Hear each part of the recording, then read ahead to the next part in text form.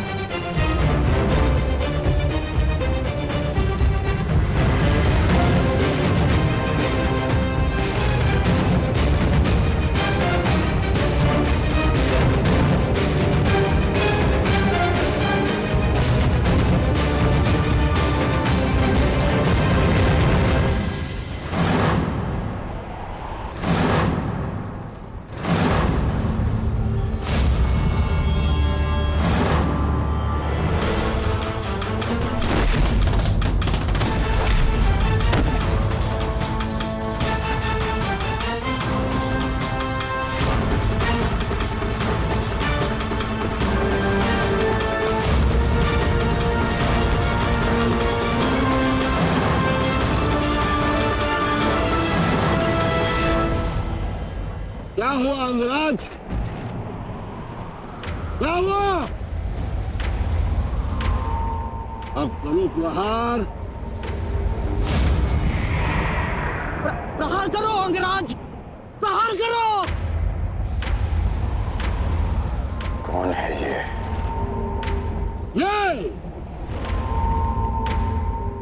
ये द्रुपद का वार।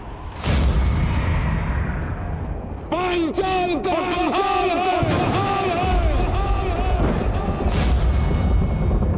चलो युद्ध करो। बच सकते हो तो बचो।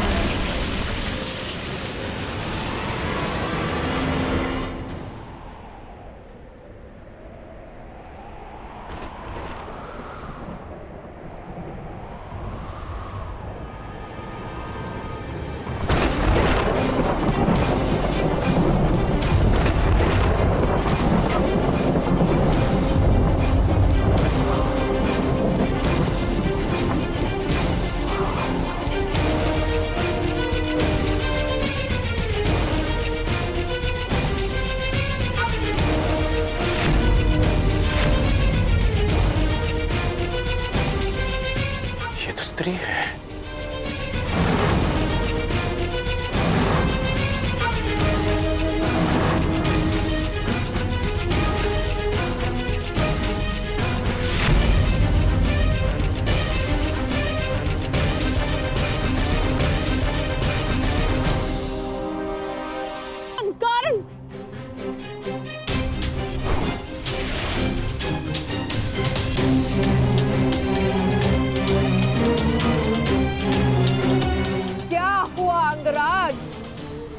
भयभीत हो? युद्ध करो।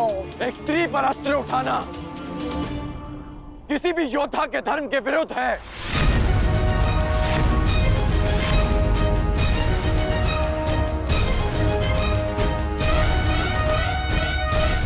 अब क्या करोगे मित्रगण?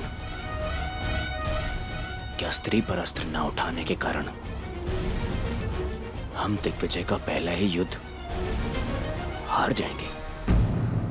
रुको मत अंगराज, युद्ध करो, क्योंकि जब तुम युद्ध करोगे तब तुम पराजित होगे, और जब हस्तिनापुर पराजित होगा तभी वो आएगा, तभी वो आएगा।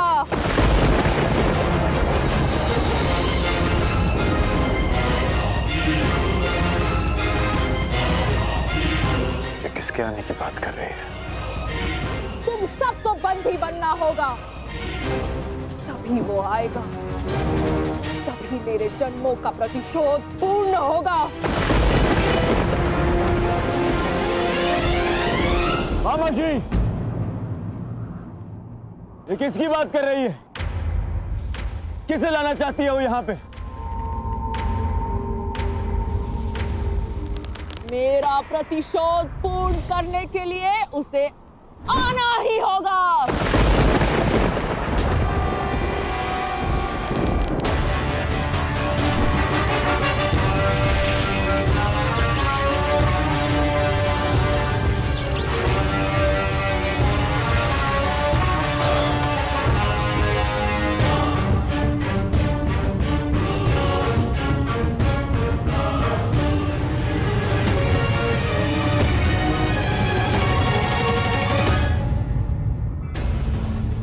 दिव्य कवच तुम्हें प्रहार से बचा सकता है अंगराज, परंतु कब तक? तुम्हें हारना ही होगा। कौन हो तुम वीरांगना? और किसके आने की बात कर रही हो?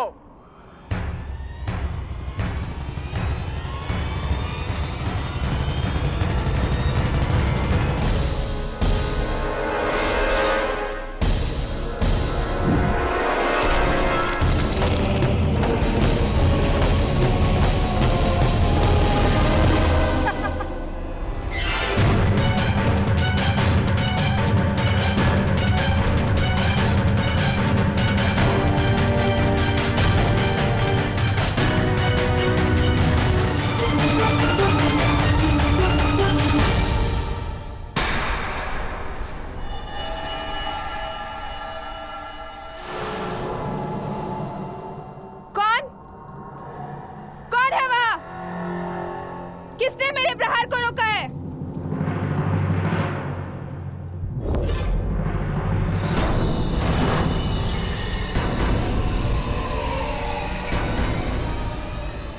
इंद्रदेव, आप? पर आपसे तो मेरा कोई बैर नहीं। मेरे पुत्र से बैर कर कर तुमने मुझे अपना बैरी बना लिया।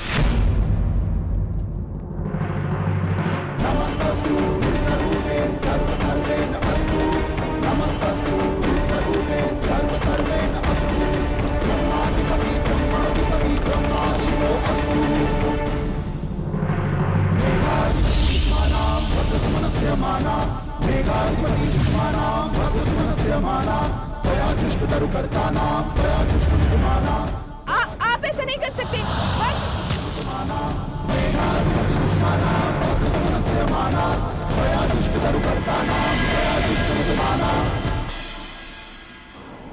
बताओ कौन हो तुम?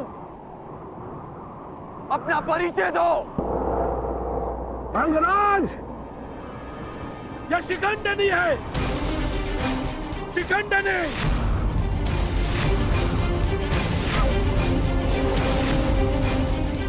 मेरी पुत्री।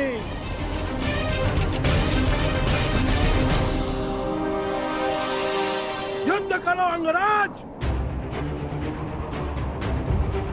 क्योंकि पांचाल में वीरों का परिचय उसके युद्ध कौशल से होता है, उसके पुरुष या स्त्री होने से नहीं।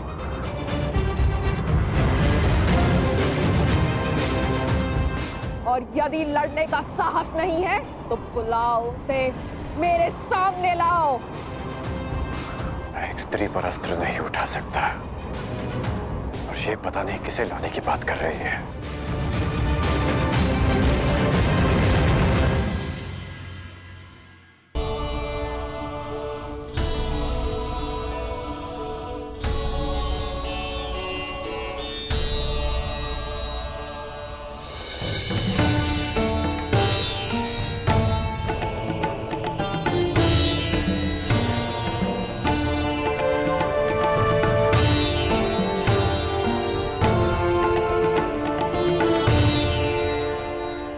ये परिश्रम का समय है पुत्र अर्जुन। हमारा लक्ष्य कैलाश है। जाओ, कैलाश का मार्ग उस ओर है। जाओ अर्जुन, कैलाश की ओर प्रस्थान करो। विजयी भाव, यशस्वी भाव, सफल भाव।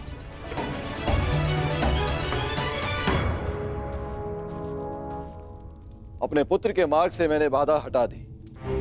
अब अपने पुत्र के शत्रु के मार्ग में बाधा उत्पन्न करना ही मेरा लक्ष्य होगा। सावधान कर, देवराज इंद्र अपना प्रतिशोध लेकर रहेगा। कर्ण, प्रहार करो। यदि तुमने प्रहार नहीं किया तो मैं प्रहार करूंगा। नहीं युवराज, नहीं।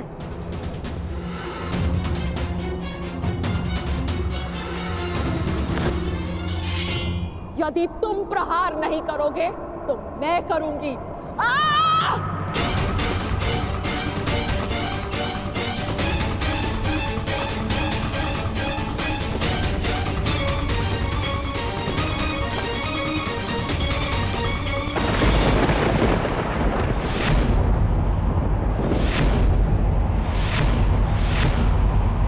आ गया वो। आज मेरे जन्मों का प्रतिशोध पूर्ण होगा।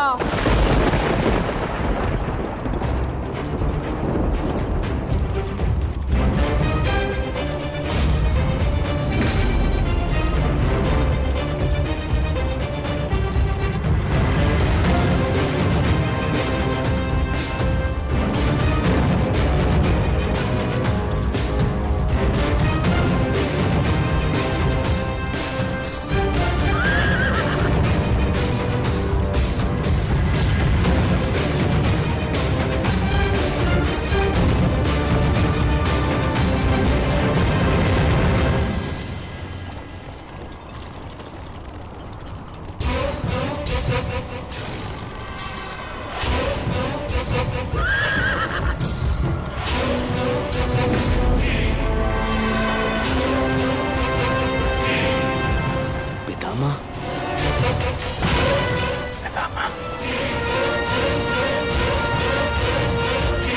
आ गए भीष्म। जन्मों से जिस प्रतिशोध की अग्नि में मैं जल रही थी उसे पूर्ण करने के लिए तुम्हें आना ही पड़ा।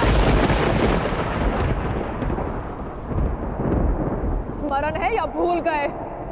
मेरा अपमान, मेरे अस्तित्व का नाश। स्मरण है वो अपमानित अम्बा जिसे न प्रेम मिला न पति। स्मरण है वो अबला अम्बा जिसके स्वयंवर से एक टूटी हुई वस्तु के भांति उठाकर तुम ले आए। स्मरण है वो अम्बा जो अपने अपमान के प्रतिशोध के लिए हर वीर के पास गई, हर योद्धा के पास भटकी। स्मरण है वो अम्बा जिसने तुम्हारी नाश की प्रतिज्ञा लेकर अपने आप को अग्नि को समर्पित कर दिया।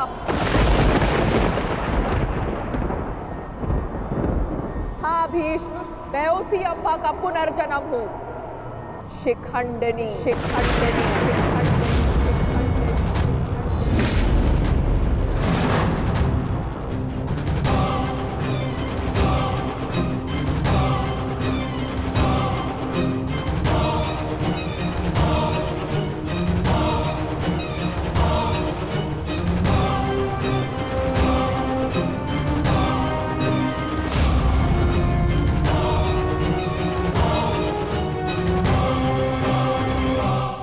तुम्हारी नाश की प्रतिज्ञा लेकर अपने आप को अग्नि को समर्पित कर दिया।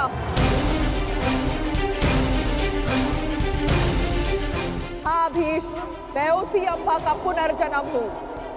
शिखंडिनी, शिखंडिनी, शिखंडिनी।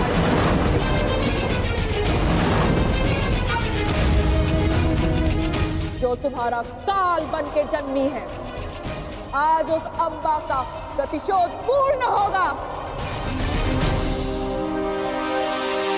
आज मैं तुम्हें मृत्यु दूंगी।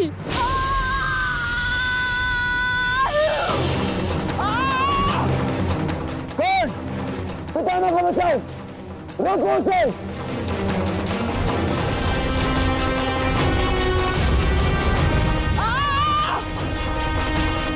अंगराज, तुम कुछ करते क्यों नहीं हो?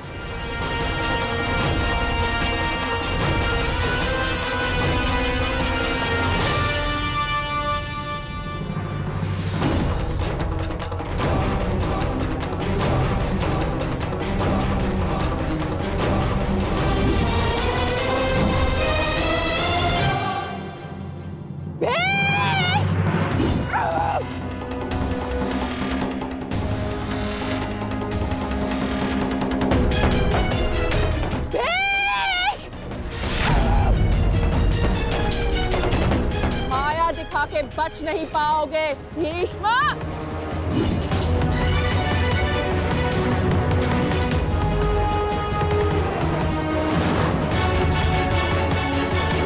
ब्रह्माया अस्त्र, ये प्रतिद्वंद्वी के सबसे बड़े शत्रु का भय उसके समक्ष उत्पन्न कर देता है।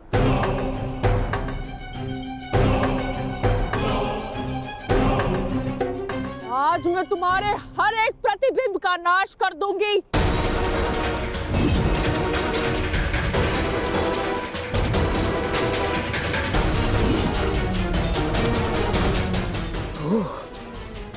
तो वो कथा सत्य थी, जो अंबा गंगा पुत्र के संहार के लिए पुनर्जन्म लेगी।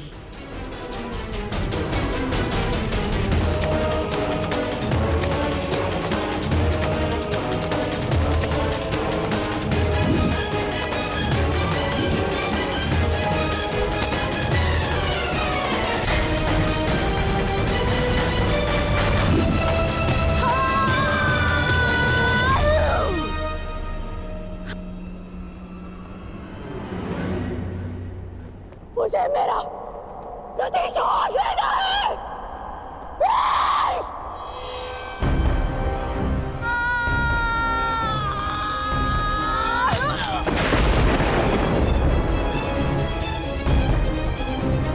अब समय आ गया है,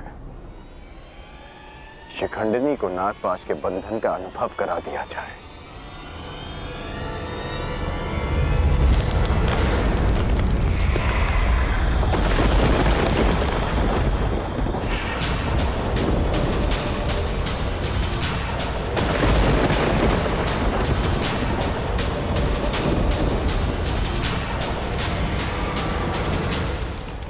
अंगराज, ये कैसा विघ्न है अंगराज?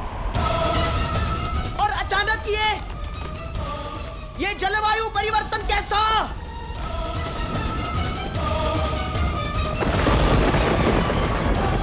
और वो भी केवल हमारी सेना पर अंगराज। अंगराज, उधर पांचाल की सेना के ऊपर का आकाश तो स्वच्छ है। अब ये किस शत्रु की माया है अंगराज? ये सब क्या हो रहा है सूर्यदेव?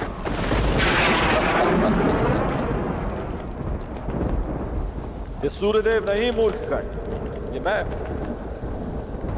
तुम्हारा परम शत्रु देवराज इंद्र।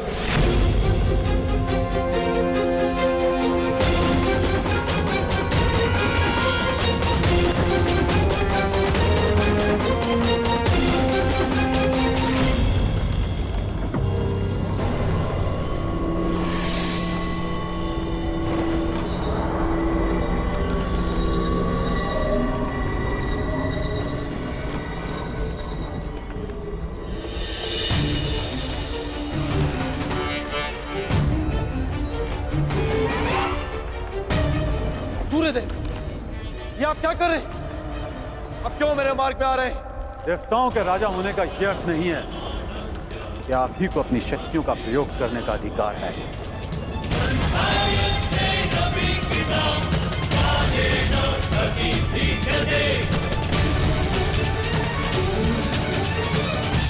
परंतु सूर्यदेव, आप क्यों मेरे मार्ग में आ रहे हैं? प्रश्न मेरा भी यही है। हस्तिनापुर की सेना पर आप अपना क्रोध क्यों जता रहे हैं? सूर्यदेव, मैं तो केवल अपने पुत्र के मार्ग में आई अड़चन को हटा रहा, और मैं भी अपने पुत्र की सहायता करने का प्रयत्न कर रहा हूं। आपका पुत्र? ये सूत पुत्र नहीं, सूर्यपुत्र कर्ण। माना आप देवताओं के राजा हैं, परंतु आप भी त्रिदेव द्वारा ही संचालित होते हैं। यदि आप अपने अधिकारों और शक्तियों का दुरुपयोग करेंगे तो मुझे भी अपनी शक्तियों का प्रयोग करने का अधिकार है।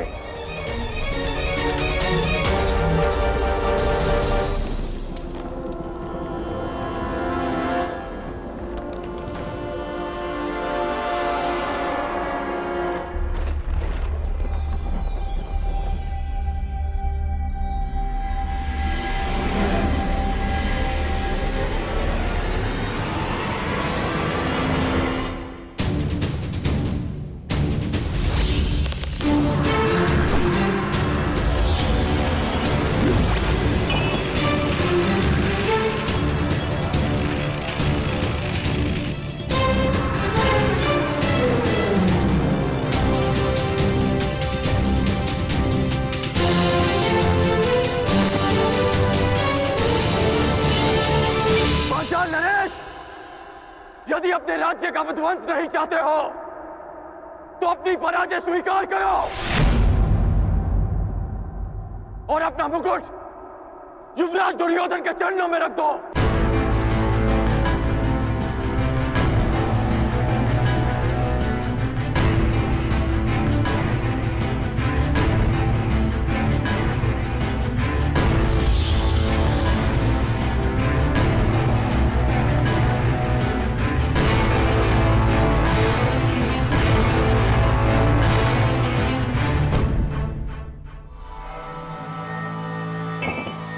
मामाश्री, आज इस विजय से मेरी उस पराजय के अपमान का दंश मेरे हृदय से निकल गया जब मैं आचार्य द्रोण को उनकी गुरु दक्षिणा नहीं दे पाया था। मेरा सम्मान स्वीकार कीजिए वीरांगना। निश्चित रूप से आप एक महान योद्धा हैं। क्षमा कीजिएगा कि मुझे एक स्त्री को नागपाश में बांधना पड़ा।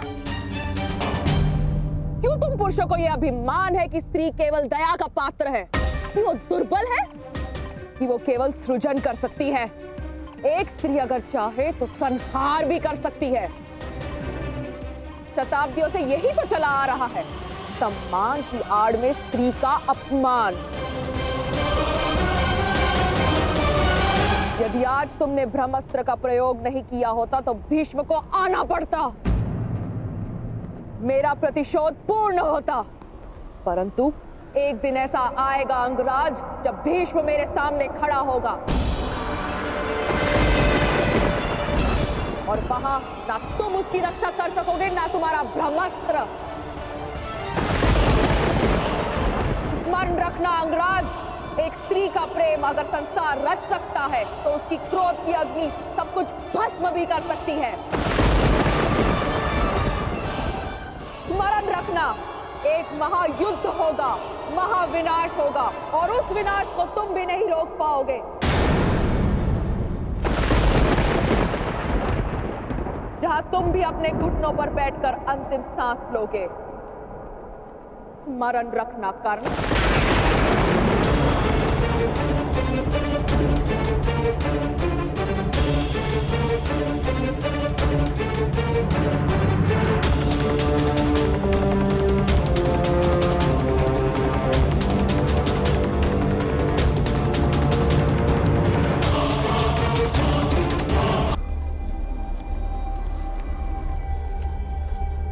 बड़ा भयंकर युद्ध था अंगराज। महादेव की कृपा से समाप्त हुआ और हमारी विजय हुई।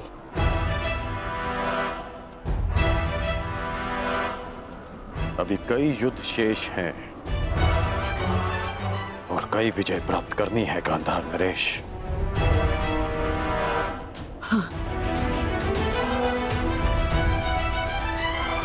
मैं इस दिग्विजय यात्रा को अंत तक अवश्य पहुंचाऊंगा।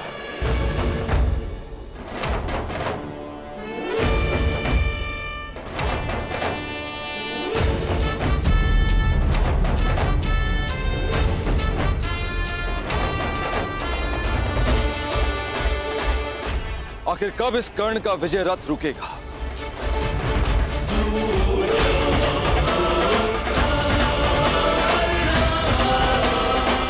अब तो मैं खुलकर कुछ कर भी नहीं सकता, कोई प्रहार नहीं कर सकता, क्योंकि तुरंत सूर्यदेव इसके समर्थन में आ जाएंगे। सूर्यपुत्र कर्ण,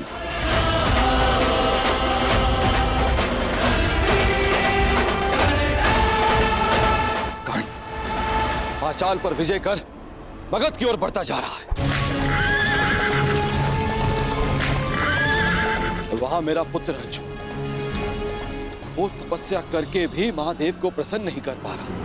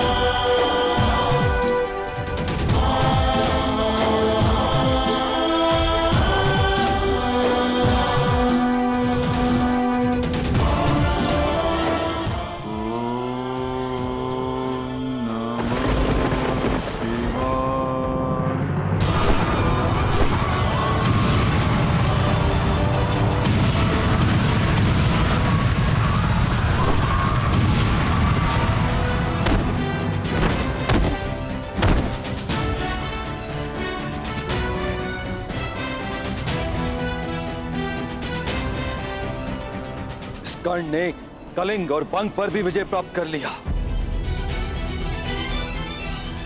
अधिक से अधिक शक्तिशाली होता जा रहा है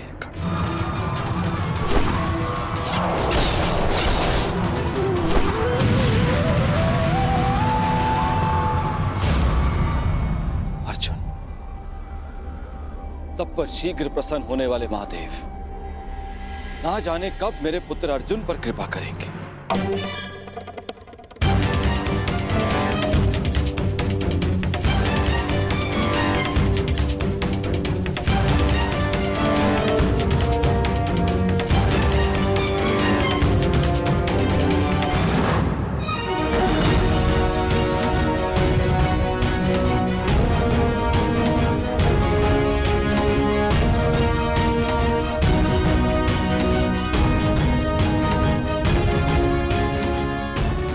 वनवास के 10 वर्ष पूर्ण हो चुके। ये कर्ण अब तक अपराजित है, दिग्विजयी बनने की सीमा पर खड़ा है। क्या करूं मैं और कैसे अपने पुत्र अर्जुन को इस कर्ण से अधिक शक्तिशाली बनाऊं? कैसे?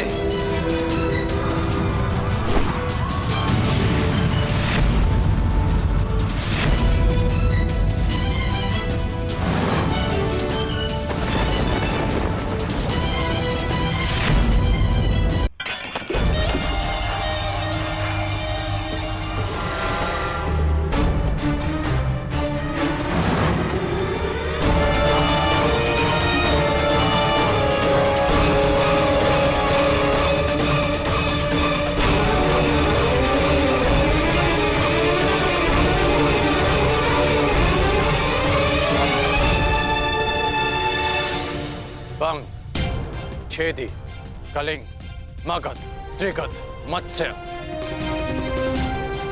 इन सब पर या तो विजय मिली है या इनसे संधि हुई है। युवराज, आपके चरणों में भारत के सारे राजाओं के मुकुट प्रस्तुत हैं। कुछ ने स्वेच्छा से दिए हैं और कुछ के शीश काट कर लाए गए हैं। असत्य भाषण तुम जैसे वीर पुरुष को शोभा नहीं देता अंगराज। अभी तक दिग्विजय संपन्न नहीं हुई है, क्योंकि इन मुकुटों में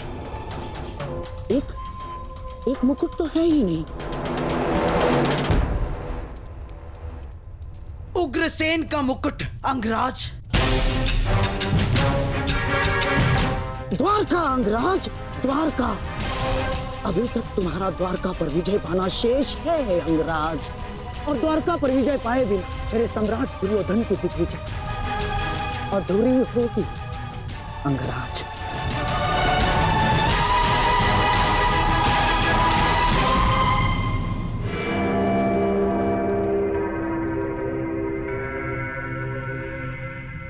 द्वारका से युद्ध यानी वासुदेव से द्वंद्व। क्या आप नरसंहार का प्रण लेकर हस्तिनापुर से निकले थे गांधार नरेश?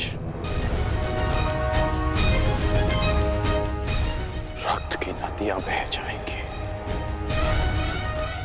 परंतु वासुदेव और श्री बलराम को हराना असंभव है। लोग इन्हें यूं ही अवतार नहीं कहते। अवतार की कथा पे वो विश्वास करते हैं जो कृष्ण से भयभीत हो।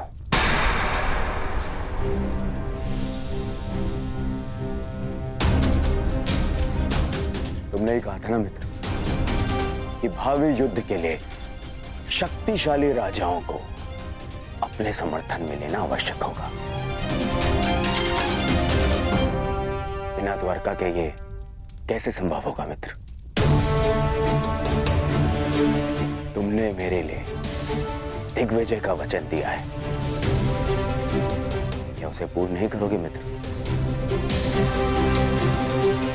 द्वारका का साथ अवश्य मिलेगा युवराज। शक्तिशाली को मित्र संधि से बनाया जाता है, युद्ध से नहीं। हमें वासुदेव और श्री बलराम से संधि करनी होगी।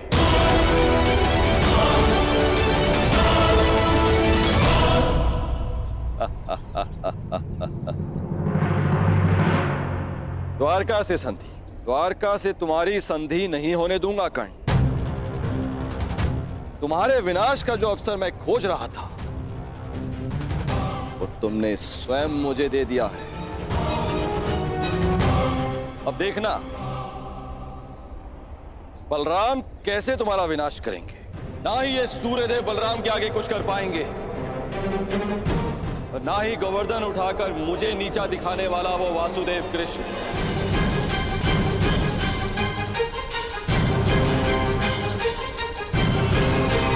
श्री बलराम से संधि करनी होगी। द्वारका से संधि? द्वारका से तुम्हारी संधि नहीं होने दूंगा कर्ण। अब देखना बलराम कैसे तुम्हारा विनाश करेंगे। ये आप क्या कह रहे हैं इंद्रदेव? नंदिनी को आप कैसे लेके जा सकते हैं? विवशता, विवशता श्री बलराम। मुझे लगता है नंदिनी द्वारका में सुरक्षित नहीं है। क्यों? अचानक से द्वारका असुरक्षित कैसे हो गया? है नहीं, किंतु होने वाला है। अब तक मुझे लगता था कि कामधेनु पुत्री कल्पपूर्णा नंदिनी आपके और वासुदेव के पास सुरक्षित है, परंतु अब? परंतु क्या इंद्रदेव?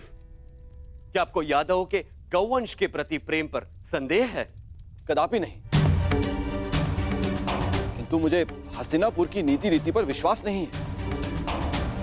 आप स्वयं ही देखिए, वहां एक पुत्रवधू सुरक्षित नहीं है तो गौवंश कैसे सुरक्षित रहेगा? हस्तिनापुर से द्वारका का क्या संबंध है? संबंध है हलधर। हस्तिनापुर के लिए कर्ण दिग्विजय पर निकला है। आवश्यक है कि वो एक दिन द्वारका अवश्य आएगा। आपने सोच भी कैसे लिया देवराज कि हस्तिनापुर की अधीनता हम स्वीकारेंगे? यदि हस्तिनापुर की सेना द्वारका के द्वार पर पहुंची तो मैं उन्हें यमलोक का द्वार दिखा दूंगा। और वो यदि संधि के लिए आए तो? संधि? संधि तो एक बहुत अच्छा विकल्प है। संधि से विकास के द्वार खुलते हैं। बड़े ही भोले हैं आप महाबली। आप उस हस्तिनापुर से संधि करेंगे जहां पुत्रवधू के वस्त्र हरण किए गए। आप उस हस्तिनापुर से संधि करेंगे जहां आपके फुफेरे भाइयों को द्यूत में छल कपट से हराया गया। याद रहे, कर्ण भी उनके साथ है। एक दूत पुत्र से संधि करेंगे? द्वारका में वर्ण भेद नहीं है इंद्रदेव। किंतु कर्मों का क्या? उस कर्ण ने छल कपट करके अपने गुरु से विद्या प्राप्त करी, खुले दरबार में द्रौपदी का अपमान होते देखा। आपके बहनोई अर्जुन के प्राणों का प्यासा है वो, कोई योद्धा नहीं है वो, एक छलिया है। और आप चले हैं उनसे संधि कर। आपको स्मरण है कि वो आपसे संधि क्यों करना चाहते? मैं बताता हूं आपको, ताकि जब पांडव वनवास से वापस लौटे और युद्ध आरंभ हो तो उन्हें आपका समर्थन मिल सके। हे महाबली, क्या आप ऐसे लोगों की सहायता करेंगे जिन्होंने विश्व में एक नारी के साथ क्रूर कर्म किए?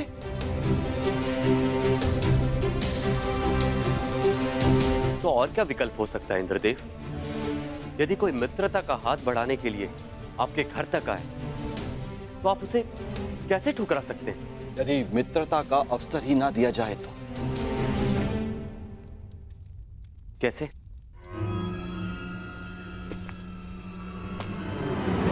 अश्वमेघ यज्ञ से।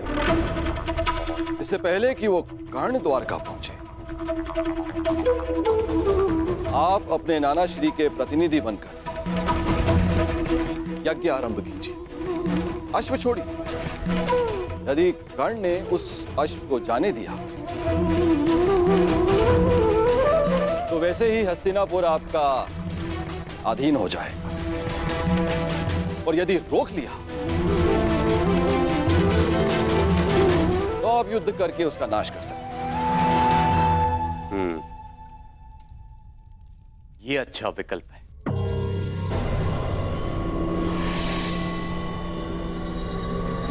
यदि ऐसा है तो मैं नंदिनी को आपके सानिध्य और आपकी सुरक्षा में छोड़ने के लिए तैयार हूं।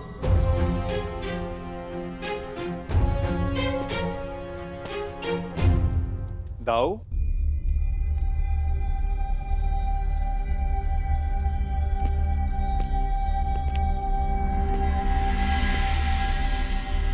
बिना कर्ण की मंशा जाने उससे युद्ध करना मुझे उचित प्रतीत नहीं होता दाऊ।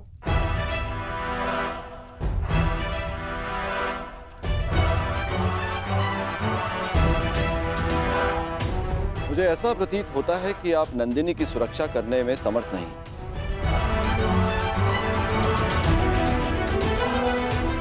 ऐसी स्थिति में आप उसे लौटा ही दीजिए।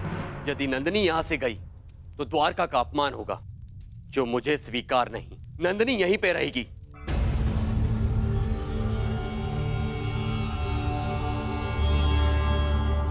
अश्वमेघ यज्ञ का आयोजन होगा कन्हैया। ये तुम्हारे ज्येष्ठ का आदेश है।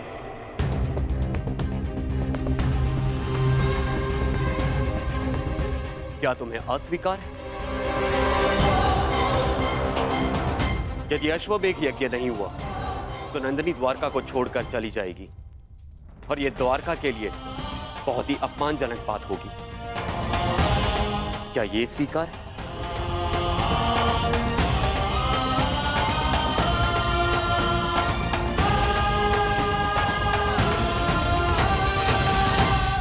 मैं आपके आदेश के परे कहां हूं दाऊ। जैसी आपकी इच्छा।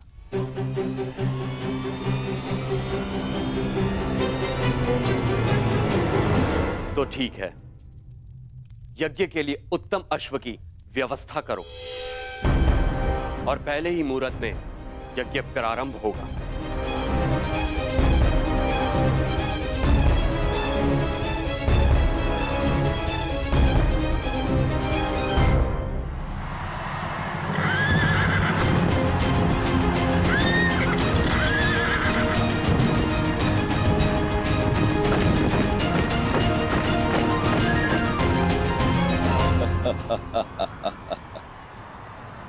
इसे कहते हैं समय का चक्र। हर मोड़ पर तुमने मुझे पराजित किया है कर्ण, लेकिन अब तुम्हारे पास कोई विकल्प नहीं। यदि द्वारका के अश्व को जाने दिया तो भी तुम्हारी पराजय होगी, और रोक दिया तो बड़े भ्राता बलराम तुम्हारा वध करेंगे, इसे स्वयं अनुज कृष्ण भी नहीं रोक सकेंगे।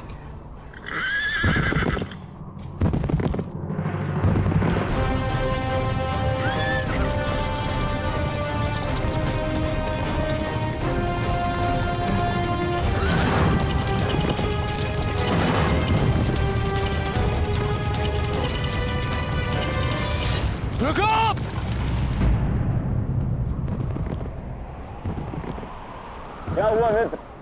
रुकने का संकेत क्यों किया? द्वारका के निकट ही है। अश्व के पश्चात के स्वर सुनाई दे रहे हैं युवराज। ये अश्व की नहीं, तुम्हारे पतन की पश्चात है ये कर्ण।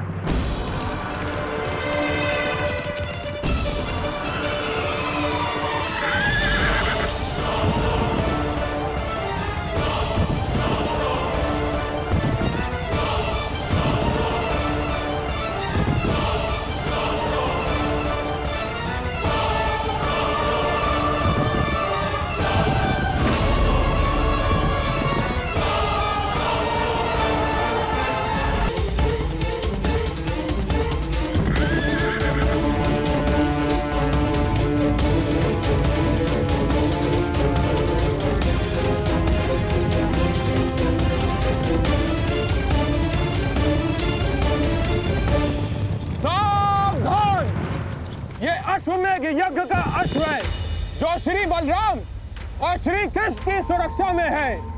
इसे रोकने वाला नारायणी सेना के साथ युद्ध को निमंत्रण देगा। अंगराज, ये अश्वमेघ यज्ञ कर रहे हैं तो हम भी दिग्विजय यात्रा पर निकले हैं। रोक लो यश, हो जाने दो युद्ध। आज उस छलिए कृष्ण को भी हस्तिनापुर के वाणों का स्वाद चखने दो।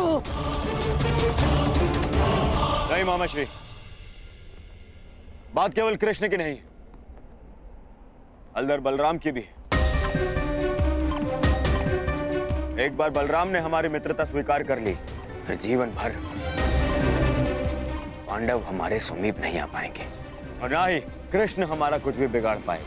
कर्ण, बलराम जैसे महाबली वीर से अभद्रता उचित नहीं। नहीं दुर्योधन, ना। आज इस अश्व को यूं ही जाने दिया तो सारे भारतवर्ष में यह संदेश जाएगा, यादवों का वर्चस्व स्वीकार कर लिया है हस्तिनापुर ने। ना मेरे सम्राट, ना। कर्ण, तुम हस्तिनापुर की सेना के सेनापति हो, स्मरण रहे। तुम्हारी विजय मेरे सम्राट दुर्योधन के नाम अवश्य होगी, परंतु तुम्हारी पराजय तुम्हारे मस्तक का ही कलंक बनेगी। कर्ण, स्मरण रखना। सोच क्या रहे हो कर्ण? रोक लो ये अश्व। कर्ण, ये अश्व रोक लो।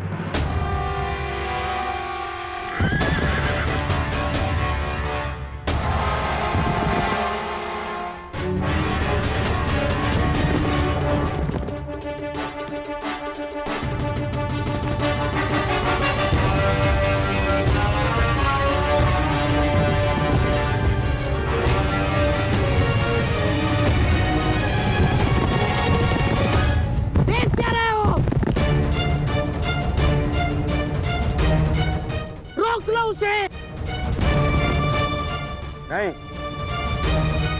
कर्ण,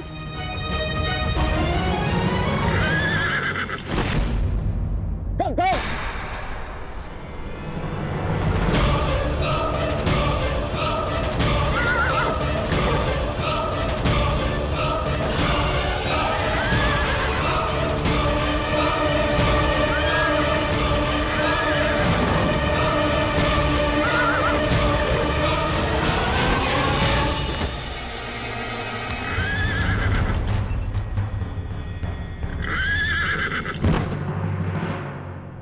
ये तुमने क्या किया मित्र?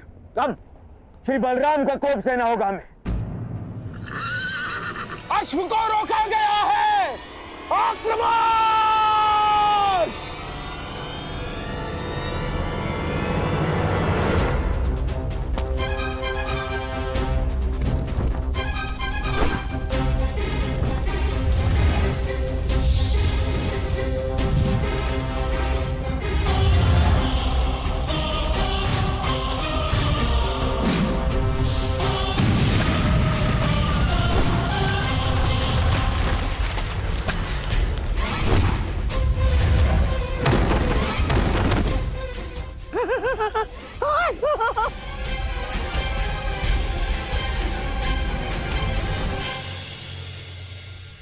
ठीक कहा था देवराज ने।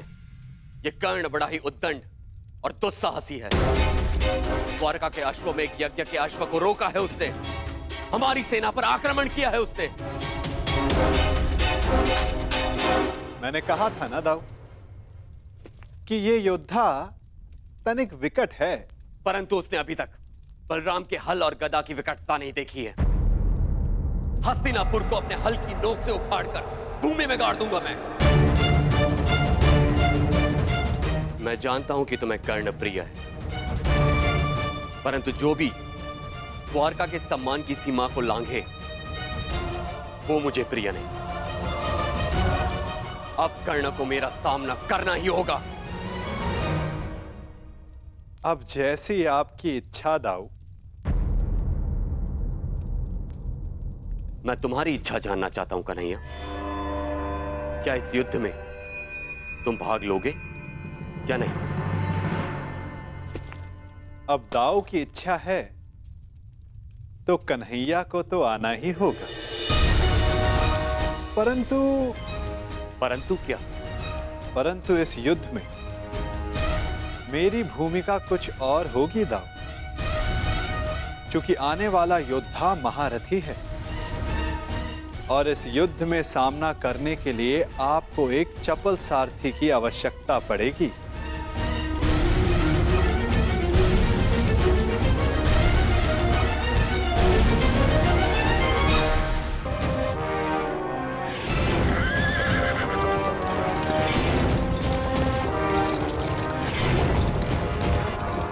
लो सम्राट, ये छलिया सारथी बनकर आया है, अर्थात शस्त्र नहीं उठाएगा। विजय निश्चित है सम्राट, विजय निश्चित है हमारी।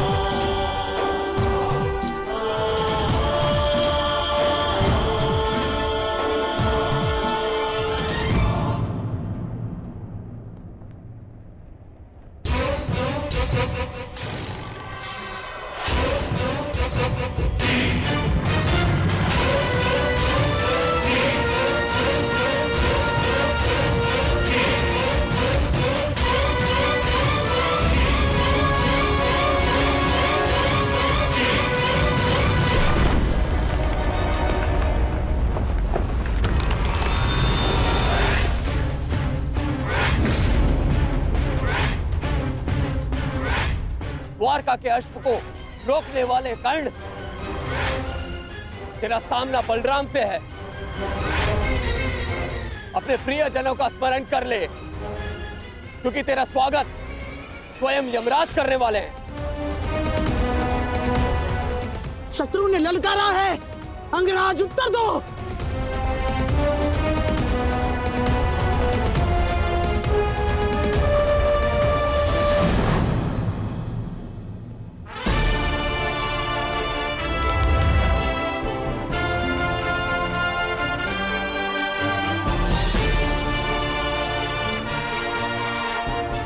इस छलिए कृष्ण ने हमारे कई बनते काम बिगाड़े हैं दुर्योधन।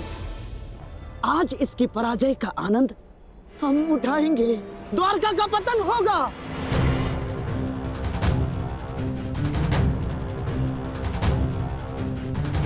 और फिर तुम्हें पांडवों का कोई भय नहीं होगा। मेरे सम्राट, कोई भय नहीं होगा।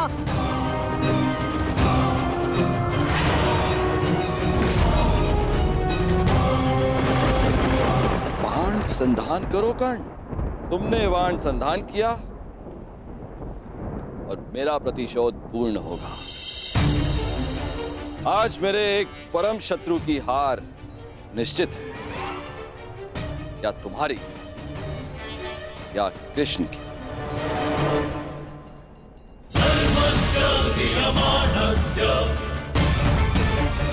चला बाण चला कर्ण। ये तेरे बाण ही तेरी मृत्यु का कारण बनेंगे। देख रहे हो कन्हैया, जिस कर्ण से तुम्हें इतना स्नेह है वो कितना दृष्ट है।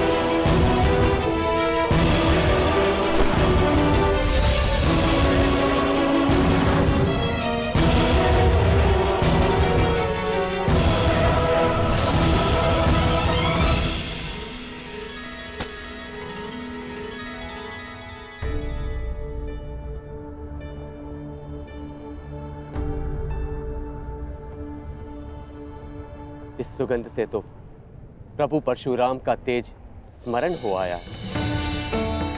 ये कैसा प्रहार है? प्रहार नहीं, आभार है दाऊ।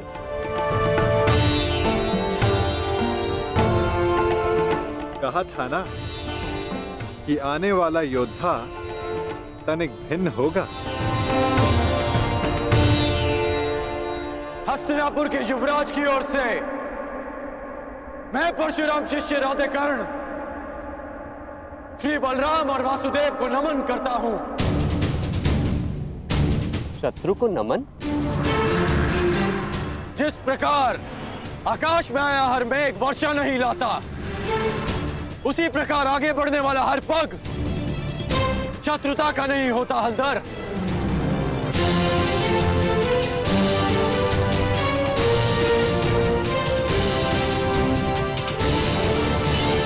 हस्तिनापुर की मित्रता स्वीकार करें। शत्रुता का विकल्प तुमने ही चुना था कर्ण।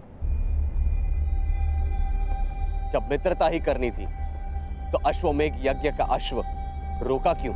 ताकि यज्ञ पूर्ण करने की आपकी मंशा और आपके वीरों का परिश्रम व्यर्थ ना जाए।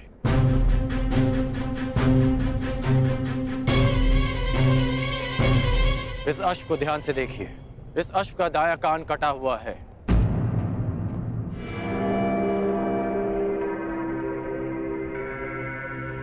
अर्थात इसका अंग भंग है और नीति अनुसार अंग भंगित अश्व के साथ किया गया यज्ञ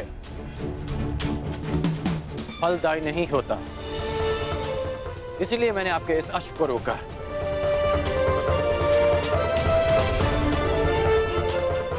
हलधर, मैं स्वयं आपको समझाना चाहता था, परंतु उससे पूर्व आपके वीरों ने मुझ पर आक्रमण कर दिया और कदाचित मुझे उसका उत्तर देना पड़ा। परंतु आपने स्वयं देखा होगा कि मैंने उन्हें केवल निशस्त्र किया, उनके प्राण नहीं लिए। तो तुमने मेरी सहायता करने के लिए अश्व रोका। अद्भुत। हम प्रसन्न हुए।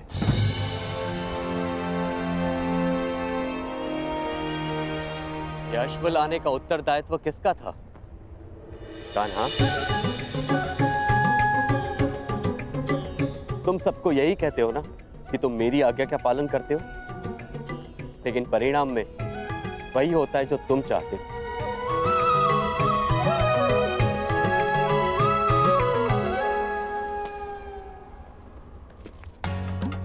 अब क्या करूं दाऊ, मेरा भाग्य ही ऐसा है। भाग्य नहीं, धूर्तता है तुम्हारी।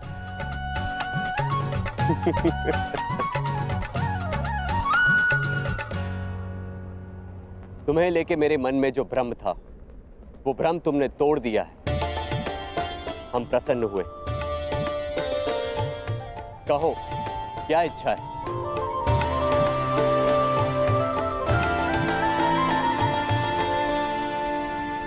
आपसे मित्रता की इच्छा है हलधर।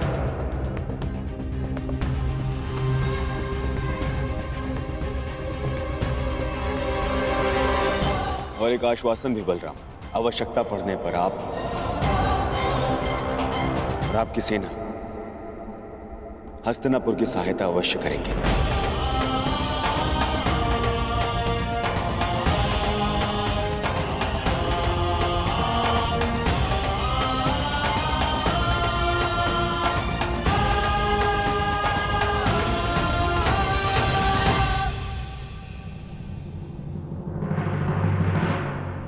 स्वीकार है।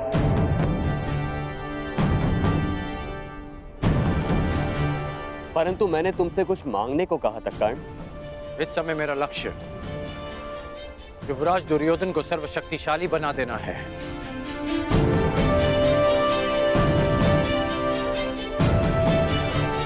इसलिए मैं चाहता हूं कि आप युवराज दुर्योधन को गदा युद्ध की शिक्षा दें और इन्हें संसार का सर्वश्रेष्ठ गदाधारी बना दें। स्वीकार है।